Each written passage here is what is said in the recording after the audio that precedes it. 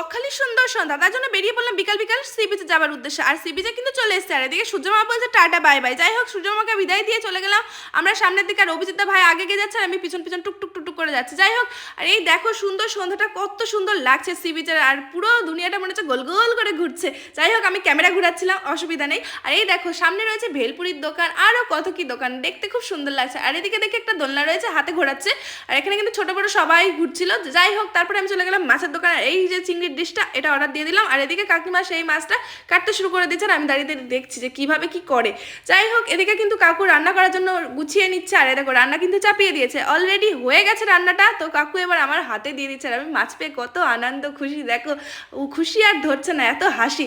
আর মাছের কালারটা যা সুন্দর লাগছে না, তাই অপেক্ষা করে থাকতে পারলাম না, খেয়ে নিলাম। আর এত গরম, মানে ঠান্ডা করার টাইমও দিইনি। যাই হোক, আমি মাছটা খেতে থাকি, তোমরা মিনি ব্লগটা দেখার জন্য আমার চ্যানেলটা সাবস্ক্রাইব করে দেখা হচ্ছে পরের ভিডিওতে। বাই।